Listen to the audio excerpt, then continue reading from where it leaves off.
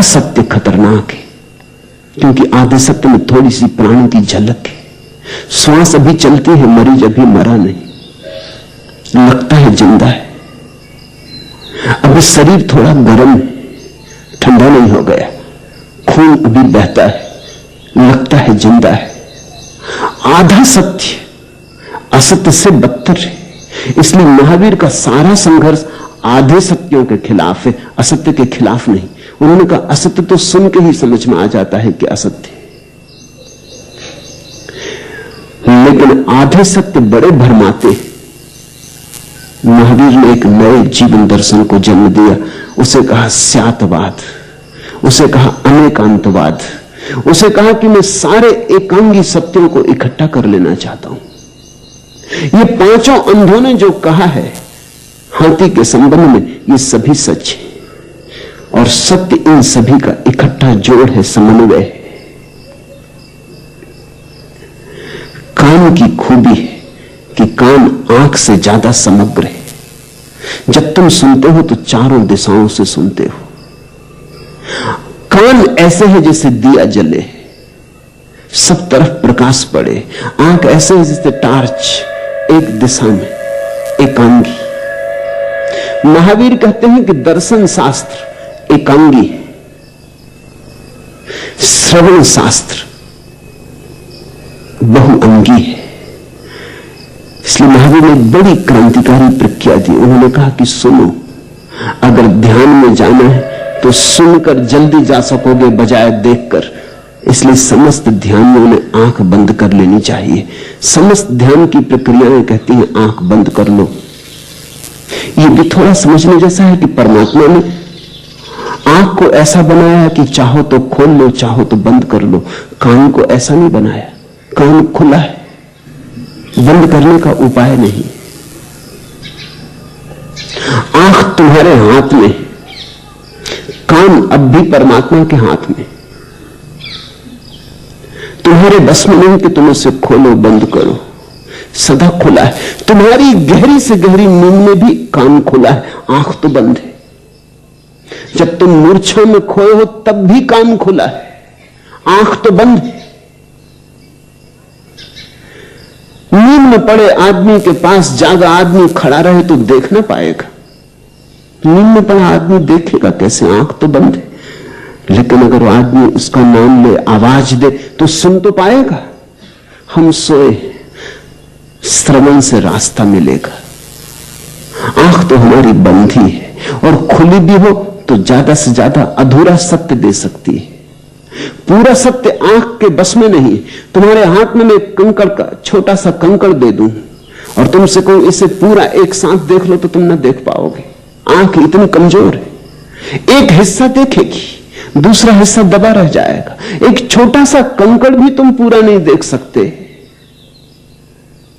तो पूरे परमात्मा को, पूरे सत्य को कैसे देख सकोगे? इसलिए जिन्होंने देखने पर जोर दिया है उन्होंने अधूरे दर्शन शास्त्र जगत को दिए। महावीर का दर्शन शास्त्र परिपूर्ण है, समग्र है। जोर बड़ा भिन्न है। सुनो, सत्य को देखना नहीं, सत्य को सुनना है। सत्य कोई वस्तु थोड़ी है कि तुम उसे देख लोगे। सत्य तो किसी व्यक्ति का अनुभव है, वो कहेगा तो तुम सुन लोगे। महावीर खड़े रहे तुम्हारे समक्ष, तुम कुछ भी ना देख पाओगे। बहुतों ने महावीर को देखा था और कुछ भी न देखा। गांव गांव खदेड़े गए, पत्थर मारे गए, गांव गांव निकाले गए। महावीर को देखने में क्या अड़चन आती थी? इस महिमावान पुरुष को ऐसा तिरस्कार क्यों झेलना पड़ा? लोग अंधे, दिखाई उन्हें पड़ता ही नहीं। सुन सकते हैं, इसलिए सुनने की कला को सीख लेना धर्म के जगत में पहला कदम है। क्या है सुनने की कला? कैसे सुनोगे? जब सुनो तो सोचना मत, क्योंकि तुमने अगर सोचा सुनते समय तो तुम वह न सुन पाओगे जो कहा गया। कुछ और सुन लोगे। सुनते समय पूर्व धारणाओं को लेकर मत चलना, नहीं तो पूर्व धारणाएं पर्दे का काम करेंगी, रंग घोल देंगी जो कहा गया उसमें। तुमने कभी ख्याल किया, रात तुम अलार्म लगा के सो गए हो, 4 बजे उठना ट्रेन पकड़नी, और जब अलार्म बजता है तो तुम एक सपना देखते हो कि मंदिर की घंटियां बज रही। अलार्म खत्म, तुमने एक सपना बना लिया। अब घड़ी अलार्म बजाती रहे, क्या करेगी घड़ी? तुमने एक तरकीब निकाल ली, तुमने कुछ और सुन लिया। सुबह तुम हैरान हो गए कि हुआ क्या, अलार्म भरा था, अलार्म बजा भी, मैं चूक क्यों गया? तुम्हारे पास अपनी एक धारणा थी, एक सपना था।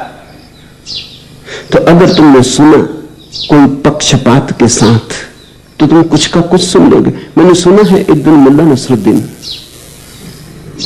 अपने मित्र के साथ ज्यादा देर तक गपशप में लगा रहा, रात बहुत बीत गई, चौंक के उठा, उसने कहा बहुत देर हो गई, घर जाऊं। मित्र ने कहा आज भाभी तो बहुत इत्रपान करेंगी।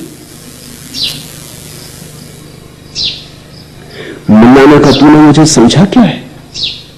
अगर घर जाते ही पहला शब्द पत्नी से प्रीतम न निकलवा लूं तो मेरा नाम बदल देना या तेरी जिंदगी भर गुलामी कर दूंगा। मित्र भली भांति मुल्ला की पत्नी को जानता, उसने कहा कोई फिक्र नहीं, 2 मील चलना पड़ेगा इस अंधेरी रात में, लेकिन मैं आता हूं। शर्त रही। नसरुद्दीन घर गया, उसने जाकर द्वार पर दस्तक दी, जोर से बोला प्रीतम आ गए हैं। पत्नी चिल्लाई अंदर से कि प्रीतम जाए भाड़ में। उसने मित्र से कहा देखा, कह जा लिया ना, पहला शब्द प्रीतम निकलवा लिया ना। अगर कोई धारणा है, अगर पहले से कोई पक्षपात है तो तुम कुछ का कुछ सुन लोगे। तुम सत्य को अपने हिसाब से ढाल लोगे, तुम उसे असत्य कर लोगे।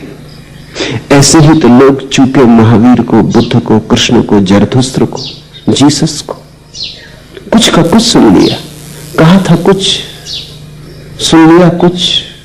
सुनने वाले के पास अपना मन था, अपना मजबूत मन था, उसने मन के माध्यम से सुना। मन को हटा के सुनो तो महावीर का श्रवण समझ में आएगा। मन को किनारे रख दो, जहां तुम जूते उतर आए हो वहीं मन को उतार आना।